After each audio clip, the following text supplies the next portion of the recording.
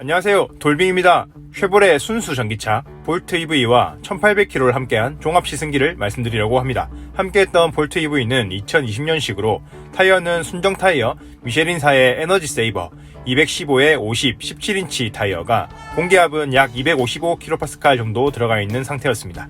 연식 변경을 거치면서 최대 주행 가는 거리와 주행 효율이 10%가량 향상되었지만 그 외에는 이전 연식과 거의 차이가 없습니다. 볼트 EV가 자동차로서 어떤 느낌이었는지 솔직한 시승기를 시작하겠습니다.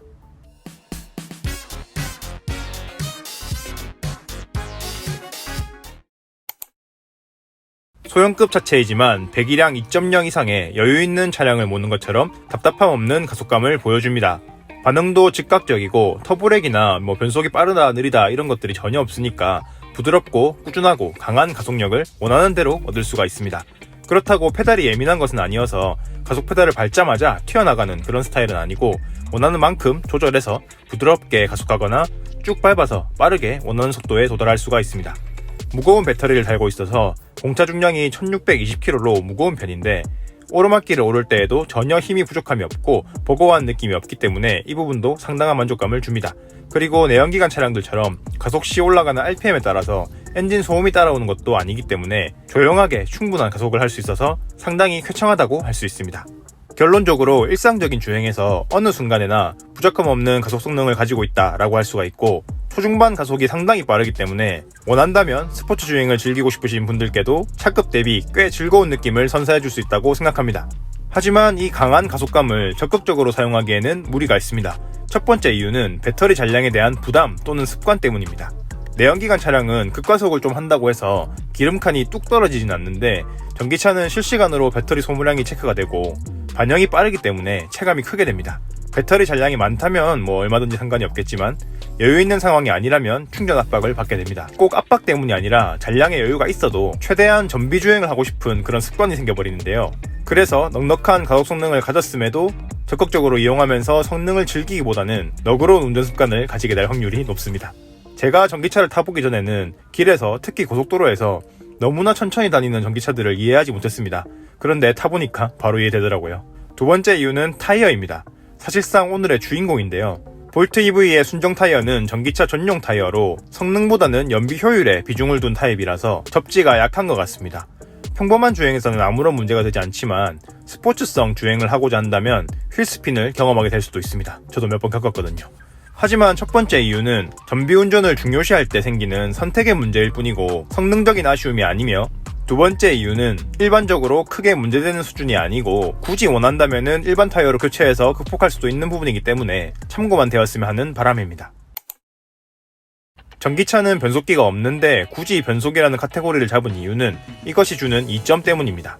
제가 차를 몰면서 가장 예민하게 느끼는 부분이 바로 변속감입니다. 보령 미션 차를 타고 있는 건 함정이네요. 전기차는 이 변속감이란 것 자체가 없어서 상당히 주행이 쾌적하다라고 느껴지게 됩니다. 내연기관 차량들의 리뷰를 보면은 어떤 변속기가 들어갔다, 부드럽다, 울컥거린다든지 아니면 변속이 빠르다든지 느리다든지 내구성은 또 어떻고 이런 내용들이 항상 들어가게 되는데 전기차는 그런 것들을 애초에 따질 필요가 없으니까 변속기에 예민하신 분들이라면 상당한 만족감을 느끼실 것 같습니다. 그냥 막힘없이 쭉 가속되고 상황에 따라서 단수를 맞춘다든지 킥다운이나 변속 충격 등 그 어떠한 것도 생각할 것이 없습니다. 특히 추월이나 오르막길 등 힘있게 치고 나가야 되는 그런 상황에서 내연차는 높아진 RPM으로 엔진 소음이 유발되지만 전기차는 그런 것 없이 부드럽고 일정한 안정적인 가속을 할 수가 있습니다. 전기차의 충전 요금이 점점 원복되고 있고 인프라 확대도 생각보다 지지부진하고 발전 속도보다 혜택 감소 속도가 더 빠르고 화재 소식도 들려오는 등등 아직 갈 길이 멀어 보이지만 이 가속 성능과 특성을 맛본 이후로는 여전히 불편하고 가격이 다소 높다고 하더라도 전기차를 선택하고 싶다라는 생각이 들 만큼 매력적입니다. 스티어링 휠 감각과 차체 거동 등을 모두 포함해서 핸들링이라는 한 단어로 정리했을 때 볼트 EV의 핸들링은 상당히 훌륭합니다. 조향성은 생각보다 기민하지는 못한 느낌이었는데요. 아마 타이어 탓이 아닐까 싶습니다만 워낙에 쉐보레 차량의 조향 세팅이 좋아서 그래도 괜찮은 수준이라 할 수 있고 그렇다면 핸들링이 훌륭하다라고 할 수 있었던 이유는 서스펜션 세팅과 전기차의 구조적인 특징 때문인 것 같습니다. 하부에 배터리 팩이 있기 때문인 것 같은데 서스펜션이 탄탄하고도 스트로크가 짧은 느낌이라서 롤링이 아주 적습니다.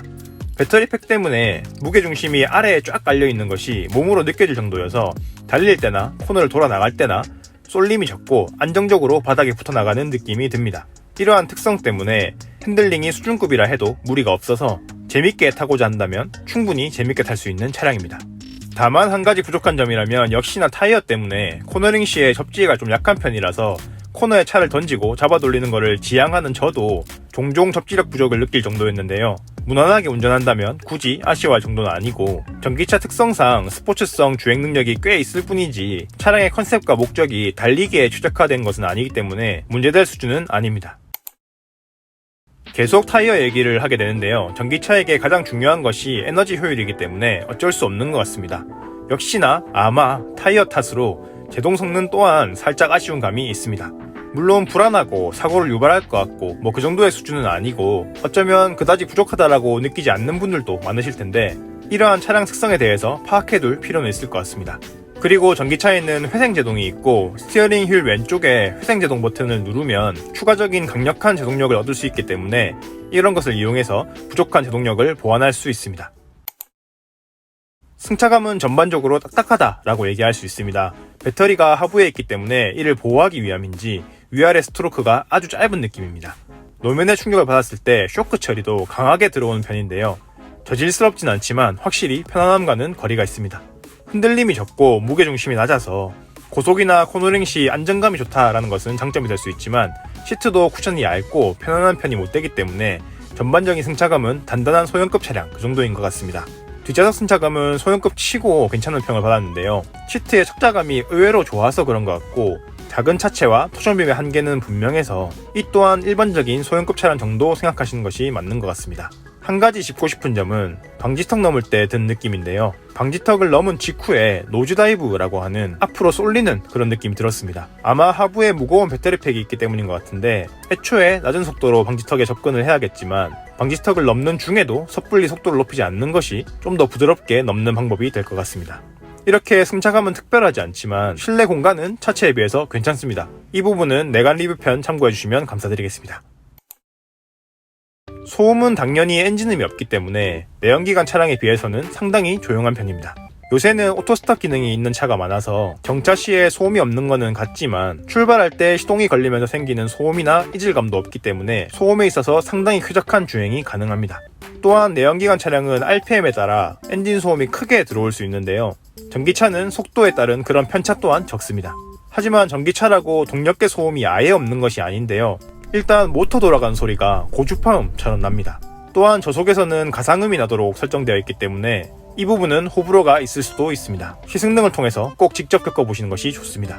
아예 아무런 소음이 없을 걸로 기대를 했다가 오히려 너무나 새로운 소리에 당황하고 심지어 이상한 느낌을 호소한다라는 얘기도 들었는데요. 저희가 남녀노소 다양한 사람들과 타보면서 생각하기로는 충분히 당황스러울 수는 있지만 생각보다는 금방 적응하게 되는 것 같습니다. 도저히 안 되겠다라는 정도가 아니라면은 큰 걱정하지 않으셔도 될 것 같습니다. 그리고 이런 말 많이 들어보셨겠지만 전기차에 익숙해지면 웬만큼 방음이 좋은 차량이 아니고서는 엔진음과 진동이 거슬리게 느껴질 수밖에 없게 됩니다. 단순히 귀로 들리는 소리와 느껴지는 진동만의 문제가 아니라 전반적인 운전의 피로도가 달라지는 것을 느꼈습니다. 구동 소음은 이렇고 그 외에 노면 소음이나 풍절음은 평범한 수준입니다. 엔진 소음이 거의 나지 않기 때문에 상대적으로 부각되어서 들릴 수가 있는데요. 그래도 평범한 수준이라고 느끼는 정도이니까 아무래도 방음에 꽤 신경을 쓰지 않았나 하는 생각이 듭니다. 편의상 연비라고 하겠습니다. 볼트 EV의 공인 복합 연비는 5.4km/kWh, 시내주행 6.0, 고속주행은 4.8입니다. 내연기관과 다르게 전기차 특성상 시내주행이 연비가 좀 더 좋습니다. 코나 EV와 비교하면 소폭 낮지만은 최대 주행 가는 거리가 정말 중요하다는 것을 생각했을 때 볼트 EV의 최대 주행 가는 거리 414km는 상당히 매력적인 부분입니다. 그런데 제가 볼트 EV와 1800km를 함께 하면서 부산, 인천 왕복도 했었고 고속주행 비율이 훨씬 더 많았는데 측정한 최종 연비는 7.4입니다. 역시나 실연비는 이처럼 공인연비를 훨씬 웃돕니다.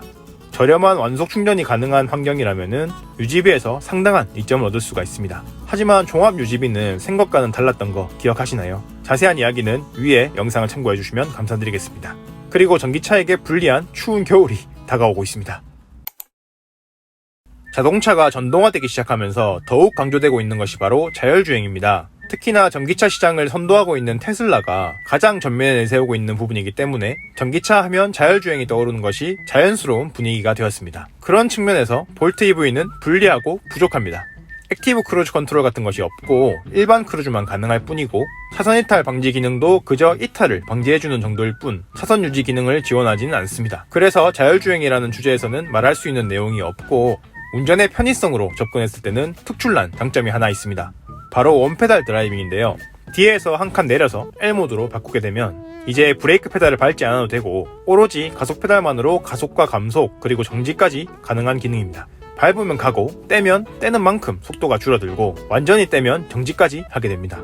이걸 확 떼면은 확 속도가 줄어들면서 멈추게 되니까 완급 조절이 필요하지만 금방 익히게 됩니다. 저는 이것이 볼트 EV의 최대 강점이자 타 차량과 비교했을 때도 자신있게 자랑거리로 내세울 수 있는 경쟁력이 되는 부분이라고 생각합니다. 차가 많이 막히는 환경에서 가속 페달과 브레이크 페달을 옮겨가면서 밟는 거는 정말 피곤한 일입니다. 게다가 애매한 속도로 가감속을 해야 되기 때문에 발목에 상당한 피로감을 주게 되는데요.